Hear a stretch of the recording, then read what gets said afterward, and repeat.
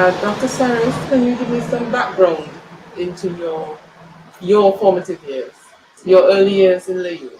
Oh, well, I was one of 9 children, and the motivation to become a doctor was presented when the district doctor came at 11 o'clock, collected his shilling fee, attended to those who had the money, cleared off, and left us to the nurse. In those things were so bad that they used one needle to vaccinate us. And some boys had tough bottoms, and so much the name for one of them was Tough Ton.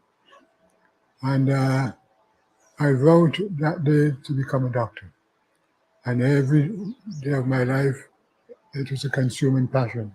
Fortunately, my father rescued me from the decadence that if I'd stayed in Layu school. He brought me to Kingston. And in no time, I was at Kingston Anglican School. In no time, I won a scholarship to the Boys Grammar School. I worked very hard, but when I was ready, I was pronounced a fairly bright boy because I met chaps there who had been there. The school term started on a different date, but I came first in the classes from the very time I went there. But when I was ready, one very epic night, my father and I sat at supper, and we discovered how we could save money so that I could go to university. It was like the hymn of joy in Beethoven Symphony No. 9. And that was big. But there was a sad reality when all the jubilation was over. I went to tell Mr. Lopi. And Mr. Lopi said, yes, but you can't do the science subjects. I always got detention for the science subjects. I hated them. But I said, Mr. Lopi, I'm going to take those subjects and pass them. And I applied myself vigorously, and I was able then, my father and I saved the money. I got a job. When I left the grammar school, I was put in the Department of Taxes Collection, Property Tax. To me, that was a form of nearly physical death. And when I told Mr. Lopi that I was going to read medicine, he said, but you don't have the science subjects. I said, Mr. Lopi, because I hated them. The boys I used to get detention because I couldn't get the 5 marks out of 10. Mr. Lopi, I'm going to master those subjects. And I took courses, and I went. Pardon? You taught yourself the science subjects? Yes, I taught myself the science subjects. The Island Scholarship was every 4 years. Now, there were 2 resources in it. There are several others, but Lieutenant Cox, he had been there before me, 2 terms of 2 years before me, and the community all took an interest in it. I was here, he was there, and I came up, was level with him, and the community was interested because this was like a horse race. The horse coming from behind to beat the one. But sadly, I was trunched. In those days, you got only 1 Island Scholarship every 3 or 4 years. I was trunched because I studied too late and too long doing that. And so my life seemed to have ended. But one wonderful day, Mr. Lopi, who always took a car from Edinburgh with his family to grammar school. He was our headmaster. He walked the way up back street, came into the tax office where I was, not physically dead, but dead in other ways.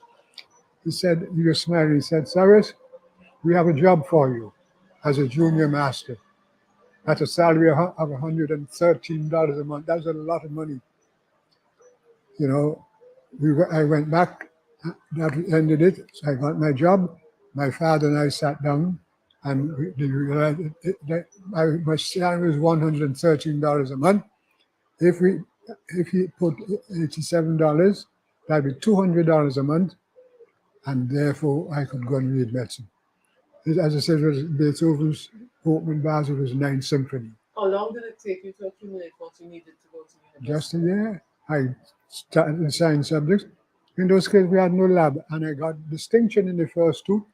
But when we went to use the litmus paper, thing was that we only had one prism in a science lab, and Cooper Jacobs used to talk football, and when it came 10 minutes, 10 quick questions, and the boys won't let me steal a mark. Wayne Campbell and Chippy Brown. But I managed. I went to university, and from then on it was, I'm not bragging, but the facts are facts. I have a lot of scholarships. I won the famous Johnson Cemetery Medal in Anatomy, which I was the first overseas person to win it. All the others wanted to Irishmen. I won that, and from then on it was wonderful.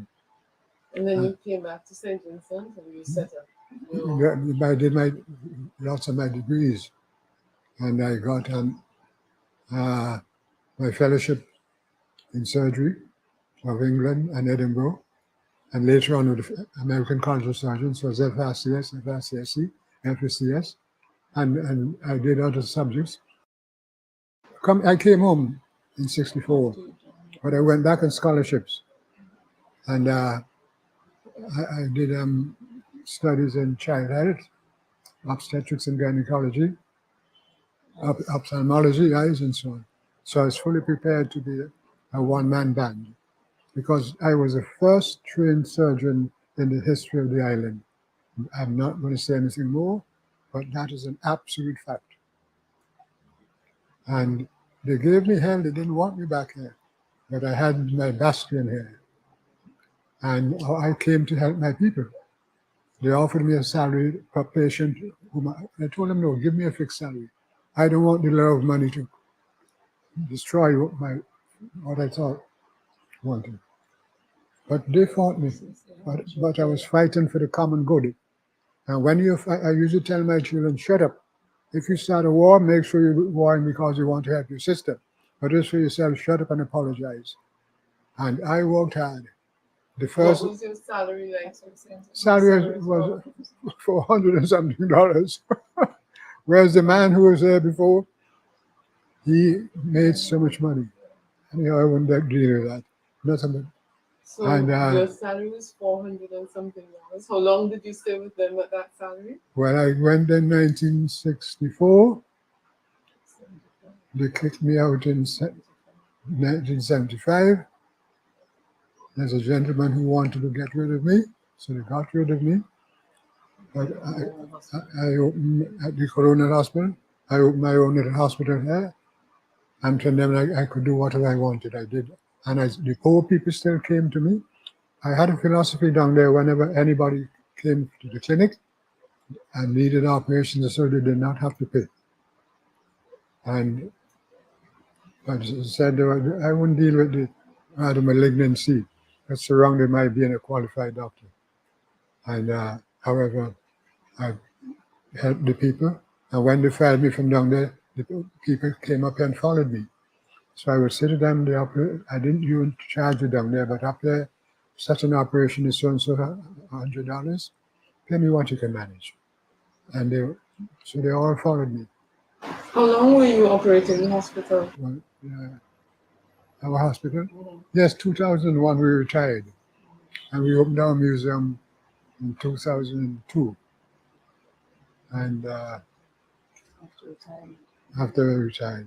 Nothing like it anywhere in the world, because in the other places, you're not allowed to keep body parts. But my patients gave me those because I had, but nothing has been done about it. And since so much I feel so fed up, I just feel like smashing them all up and throwing them in the garbage can. No, honestly, that's how I feel. It hurts. It hurts that we cannot support our own people. And people may think we're rich now. As I said, this house costs only $50,000. It's the most expensive. We had to borrow the money from Ford Bank. This is the most expensive property, And we bought that from one man, Russell. We bought over there, and hence we run from the Labour Road to here. But I can't conceive of living anywhere else. Because I used to be a very fit man. I played a lot of squash and introduced the game of squash to St. Vincent, as you know. The lesson learned during my 25 years in St. Vincent may be summarized as follows. 1. The isolated surgeon has to face the challenge, bittersweet, like the tamarind, and do his best for his patients with what is available, but with common sense and purpose and as allies, which in time will sire experience and confidence, as each success suggests another. A wide range of basic medical knowledge and a comprehensive medical library are great assets, and not only ensuring better patient care, but allowing full enjoyment of the diversity of clinical material which abounds. Our people in St. Vincent are hardy in adaptation to their unfortunate circumstances, and without withstand crippling experiences, especially blood shock, reassuringly well.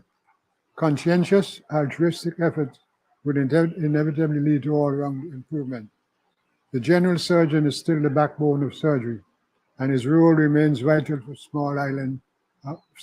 smaller island communities especially. Perhaps the most important lesson learned was that machines must complement, not supplant clinical perception. And what are the rewards? Rewards of those 25 years of happy, earnest endeavor can be summarized in this reassurance of 3 quotations. From the Latin author Terence, Homo sum nil humani alienum is me putri. That's Latin. I am a man and nothing human is foreign to me. From the Roman philosopher Seneca, he that does good to another man does also good to himself, not only in the consequence, but in the act of doing it, for the consciousness of well-doing is an ample reward. And from an unknown author, life is beautiful, to preserve it is beautiful. Those are my leading philosophies of life.